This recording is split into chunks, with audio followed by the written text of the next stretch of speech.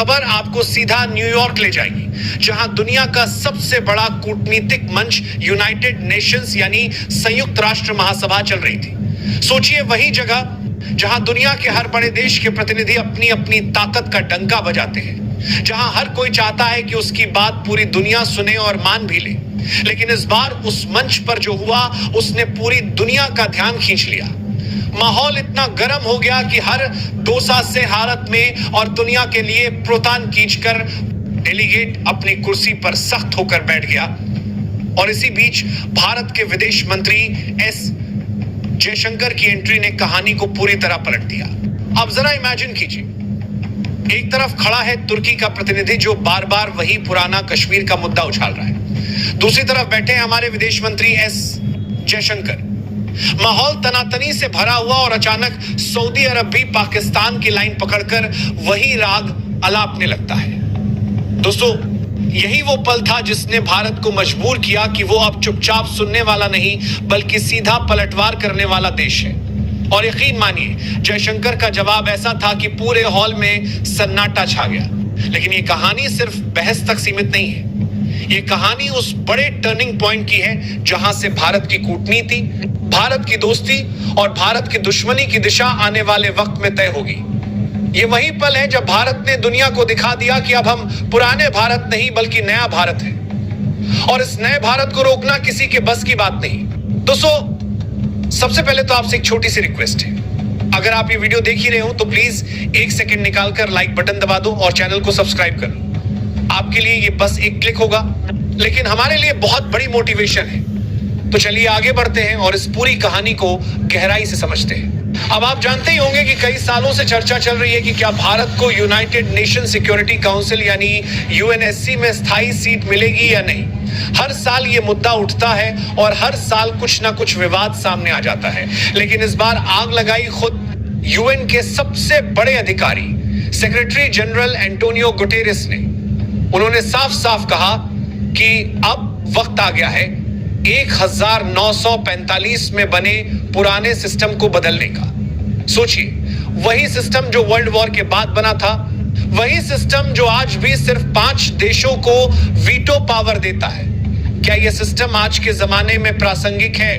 बिल्कुल नहीं। गुटेरेस ने यहां तक कह दिया कि 2025 तक एक नया सिक्योरिटी काउंसिल बनना चाहिए। उसमें नए सदस्य होने चाहिए, नए नियम होने चाहिए और नई आवाजें होनी चाहिए। और जब उन्होंने ये कहा कि जिन देशों की आवाज आज दुनिया में सबसे ताकतवर है, उन्हें वीटो पावर मिलनी चाहिए, तो पूरा हॉल समझ गया कि इशारा भारत जैसे देशों की तरफ है। यानी साफ है, अब सिर्फ भारत ही नहीं बल्कि खुद यूनाइटेड नेशंस का शीर्ष नेतृत्व भी मान चुका है कि अगर दुनिया को निष्पक्ष बनाना है तो भारत को वीटो पावर देना ही पड़ेगा। अब दोस्तों, जब बात आई भारत को स्थायी सीट दिलाने की, तो पूरी दुनिया में एक नई उम्मीद जग गई। लेकिन कहते हैं ना कि किसी की तरक्की हमेशा किसी न किसी को चुभ जाती है, और इस बार सबसे ज्यादा चुभा तुर्की को। भारत के लिए स्थायी सीट की चर्चा तेज हुई और तुर्की का चेहरा उतर गया, लेकिन सीधा विरोध करने की हिम्मत नहीं दिखाई। चालाकी है कि यूनाइटेड नेशंस के मंच से फिर वही पुराना कार्ड निकाल दिया, कश्मीर का। सोचिए दोस्तों, पिछले साल तो एर्दोगान चुप थे, लेकिन इस बार पाकिस्तान को खुश करने के लिए उन्होंने फिर वही गाना गाना शुरू कर दिया। सवाल यह है, तुर्की को आखिर भारत की ताकत क्यों खटक रही है? क्या सिर्फ कश्मीर का मुद्दा है या इसके पीछे कोई और बड़ा डर छुपा है? माहौल गर्म था, हर देश गंभीर चर्चा कर रहा था। तभी तुर्की का प्रतिनिधि खड़ा हुआ और वही पुरानी बातें शुरू कर दी। बोला, भारत अल्पसंख्यकों पर जुल्म करता है, भारत अपने पड़ोसियों से झगड़ता है, भारत अमेरिका और यूरोप की बात नहीं मानता। अब जरा सोचिए, ये बातें कोई सीरियस इशू थी या सिर्फ भारत को रोकने की चाल? असलियत तो यही है कि तुर्की को भारत की बढ़ती ताकत हजम नहीं हो रही और इसलिए पाकिस्तान को खुश करने के लिए कश्मीर का राग अलाप रहा है। लेकिन तुर्की शायद ये भूल गया कि आज का भारत चुपचाप सुनने वाला नहीं है, और तभी माइक उठाते हैं एस जयशंकर। दोस्तों, यहां से कहानी असली रंग पकड़ती है। जयशंकर ने सबसे पहले वही बात कही जिसने हॉल में बैठे हर डेलीगेट को सोचने पर मजबूर कर दिया। उन्होंने कहा, जो मुल्क खुद पाकिस्तानी आतंकियों को पालता पोसता है, उसे दूसरों को इंसानियत का लेक्चर देने का कोई हक नहीं। पूरा हॉल शांत, तुर्की का चेहरा उतर गया और फिर जयशंकर ने दूसरा वार और भी खतरनाक किया। उन्होंने तुर्की को उसकी खुद की कमियां याद दिलाई। बोले, पहले अपने देश में महिलाओं की हालत देखो, वहां उनके अधिकारों का क्या हाल है, ये सबको मालूम है। यानी साफ संदेश, अपने घर को संभालो फिर दूसरों पर उंगली उठाना। और फिर जयशंकर ने वो लाइन मारी जिसने पूरा हॉल सन्न कर दिया। उन्होंने कहा, अर्मेनियाई, ग्रीक और ईसाई समुदायों के साथ तुर्की ने जो किया था दुनिया भूली नहीं है। ये सुनते ही तुर्की की बोलती बंद हो गई।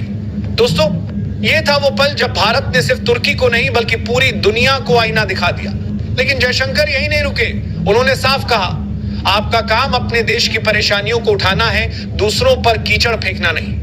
यानी नया भारत अब किसी की बकवास सुनने वाला नहीं बल्कि सीधे पलटवार करने वाला है। यह है भारतीय कूटनीति, तेज, धारदार और निडर। अब दोस्तों, कहानी और भी मजेदार हो जाती है क्योंकि जयशंकर सिर्फ भाषण तक सीमित नहीं रहे। उन्होंने अगले 2 दिनों में ही 12 देशों के विदेश मंत्रियों से 1-on-1 मीटिंग्स कर डाली। सोचिए, अमेरिका से लेकर नीदरलैंड्स, सिंगापुर, श्रीलंका और मालदीव तक सबके साथ बातचीत। यानी एक तरफ दुश्मनों को जवाब और दूसरी तरफ दोस्तों का दायरा मजबूत करना।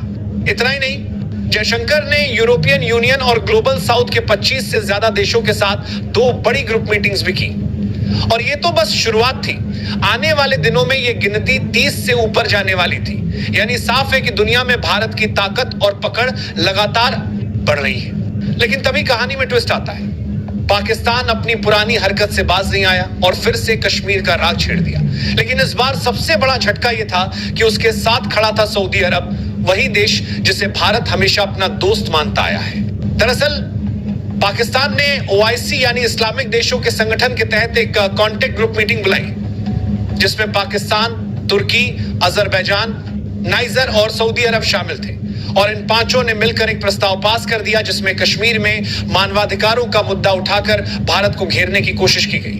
अब तुर्की और अजरबैजान का पाकिस्तान प्रेम तो सबको पता है, लेकिन इस ग्रुप में सऊदी अरब का नाम देखकर भारत को बड़ा झटका लगा। सोचिए, वही सऊदी अरब जिसने हमेशा भारत को एनर्जी पार्टनर माना, वहीं अब पाकिस्तान के साथ खड़ा दिख रहा है। लेकिन दोस्तों, यही है कूटनीति। यहां आज का दोस्त कल विरोधी भी हो सकता है और नया भारत इसके लिए पूरी तरह तैयार है। अब बात करते हैं अमेरिका की। इस वक्त हमारे commerce minister Piyush Goyal America में हैं और वहां ट्रेड डील को लेकर जोरदार बातचीत कर रहे हैं। खबरें ये कह रही हैं कि इन मुलाकातों ने व्हाइट हाउस तक हलचल मचा दी है और अमेरिका को पीयूष गोयल की बातचीत इतनी दमदार लगी कि अब खुद अमेरिकी राष्ट्रपति डोनाल्ड ट्रंप के भारत आने के संकेत मिलने लगे हैं। रिपोर्ट्स की माने तो इस साल के अंत तक होने वाली क्वाड समिट में ट्रंप भारत आ सकते हैं। हालांकि अभी कोई आधिकारिक ऐलान नहीं है, लेकिन जयशंकर और अमेरिकी अधिकारियों की लगातार मुलाकातों ने साफ कर दिया है कि पर्दे के पीछे कुछ बड़ा पक रहा है। दोस्तों, यूनाइटेड नेशंस का यह पूरा घटनाक्रम सिर्फ एक बहस या बयानबाजी नहीं था। ये उस नए भारत की झलक थी जिसने दुनिया को यह साबित कर दिया कि अब हम पुराने भारत की तरह चुपचाप आरोप सहने वाले नहीं हैं।